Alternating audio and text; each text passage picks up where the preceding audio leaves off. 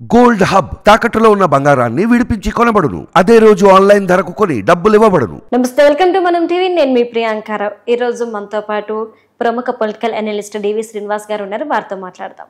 నమస్కారం సార్. నమస్తే.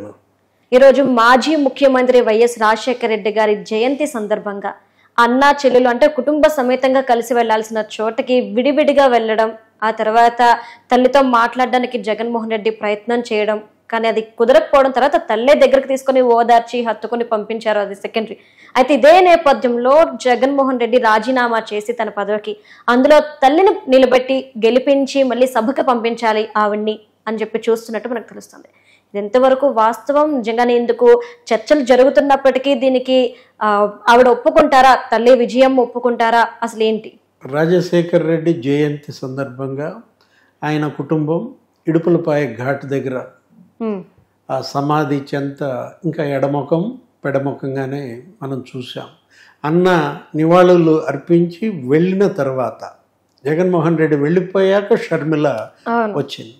అంటే ఏ అన్నా చెల్లెళ్ళ మధ్య నీకు ఆ విభేదాలే ఆ కుటుంబానికి ఇవాళ ఆ పార్టీకి కూడా అధోగతి పాలు చేసిన పరిస్థితుల్లో వాళ్ళల్లో ఇంకా మరేమి రాజీ పడిన దాఖలాలేమీ కనిపించట్లేదు.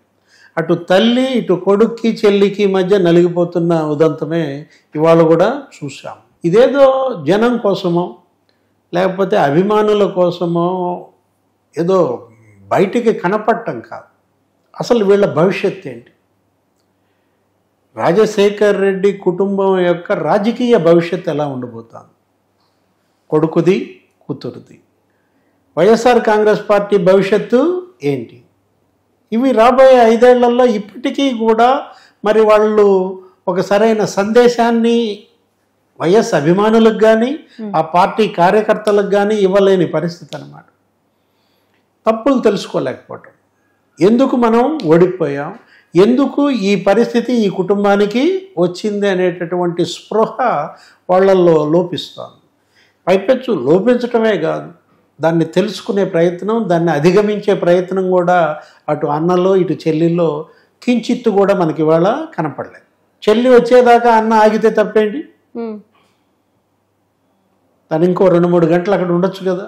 ఇక్కడ ఇదే ప్రశ్న ప్రతి ఒక్కళ్ళు ఉత్పన్నమవుతుంది. అంటే సమాధి దగ్గర కూర్చొని నివాళులు అర్పించాల్సింది కాస్త ఏదో వచ్చి నామకహ దండం పెట్టుకొని నుంచొని అక్కడికక్కడే వెళ్ళిపోయారు. అంటే కాసంత సమయాన్ని కూడా అక్కడ వెచ్చించినట్టు తెలియట్లేదు.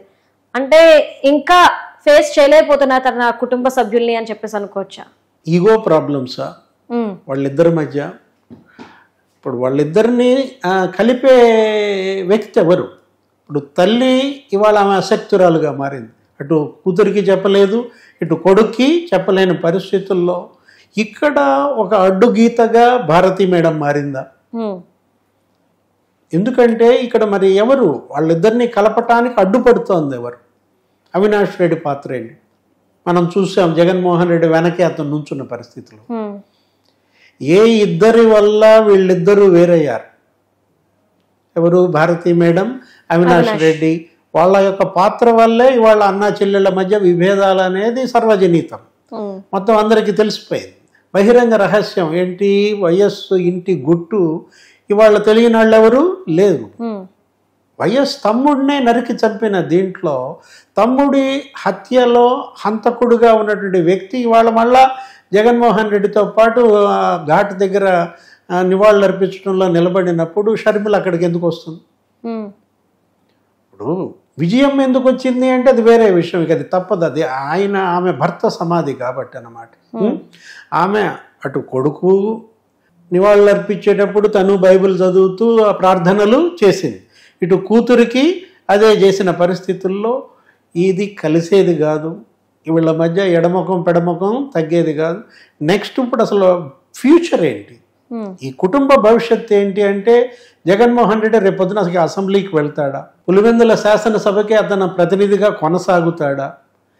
అనేక సందేహాలు, మీడియాలో కథనాలు ఏమొస్తున్నాయి, ఆయన రాజీనామా చేసేస్తున్నాడని, ఇవాళ ఘాట్ దగ్గర ప్రకటిస్తాడని కూడా ఉదంతులు మనం చూసాం.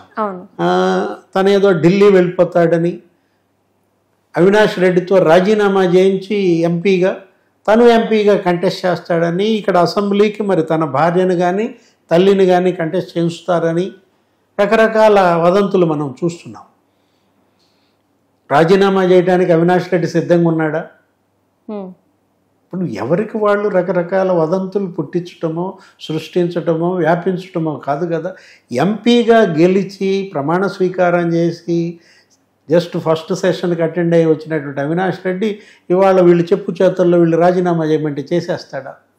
జగన్మోహన్ రెడ్డి చెప్పినా అవినాష్ రెడ్డి రాజీనామా చేయడానికి సుతరాము అంగీకరించడం. ఎందుకంటే అది అతని రాజకీయ భవిష్యత్తే కాదు, అది అతనికి వాళ్ళ ఒక గొడుగు. అతను బయట ఉండాలా లోపల ఉండాలా, అతన్ని కూడా జైలుకి పంపిస్తారా మరి ఏంటి అనే దీంట్లో ఓ గొడుగును కోల్పోవడానికి ఆయన సిద్ధంగా ఉండడు. మంచికో చెడుకో మొత్తానికి ఎంపీగా గెలిచాడు.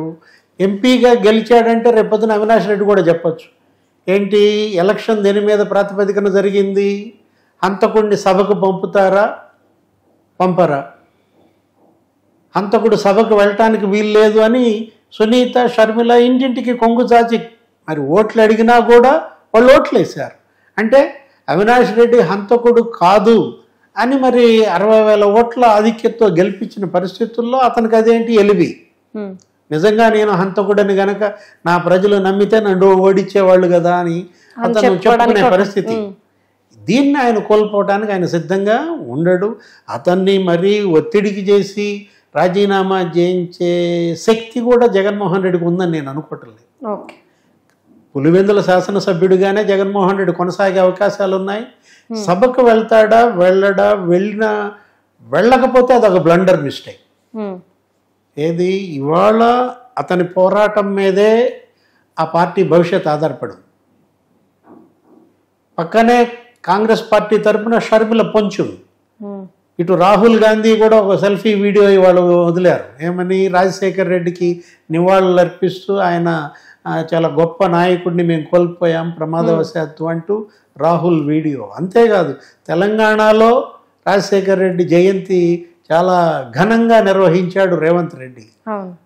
ప్రతి చోట్ల జరుగుతున్నాయి. తెలంగాణ వ్యాప్తంగా అన్ని నియోజకవర్గ కేంద్రాల్లో రాజశేఖర రెడ్డి విగ్రహాల దగ్గర వాళ్ళ పూల దండలు గత 5 ఏళ్లుగా మనం చూడలేము. జగన్మోహన్ రెడ్డి హయాంలో ఏపీలో చేసి ఉండొచ్చు, కానీ తెలంగాణలో ఇక రాజశేఖర రెడ్డిని మర్చిపోయారు అనే దీంట్లో మళ్ళా షర్మిల కాంగ్రెస్లో చేరిక ద్వారా ఏం జరిగింది, వైఎస్ లెగసీ ఇక్కడ బతికింది. ఎక్కడ, తెలంగాణలో. నెక్స్ట్ ఢిల్లీలో కూడా ఇవాళ నివాళులు అర్పించిన పరిస్థితి సోనియా, రాహుల్. అంటే ఒక రకంగా వైఎస్ లెగసీ ఇవాళ షర్మిల ద్వారా బతికిందనమాట. జగన్మోహన్ రెడ్డి మీద అపవాదం ఏంటి, ఆయన తండ్రి పేరు తీసేస్తున్నాడని, కొన్ని పథకాలకు కూడా తండ్రి పేరు తీసేసి తన పేరు పెట్టుకున్నాడని, మెల్లగా తండ్రి పేరు తప్పిస్తున్నాడని అపప్రథ జగన్మోహన్ రెడ్డి తెచ్చుకున్న దీంట్లో షర్మిల పొంచి ఉంది. వైఎస్ లెగసీ తనే మొత్తం సొంతం చేసుకోవటం కోసం కాంగ్రెస్ పార్టీ బలోపేతమే లక్ష్యంగా ఈరోజు కూడా అక్కడ బహిరంగ సభ, దానికి తెలంగాణ సీఎం రేవంత్ రెడ్డి కూడా హాజరవుతున్న నేపథ్యంలో Sharmila versus Jagan. YS legacy మరి ఎవరి ఖాతాలో ప్రజలు వేస్తారో వేచి చూడాలి. Thank you so much sir.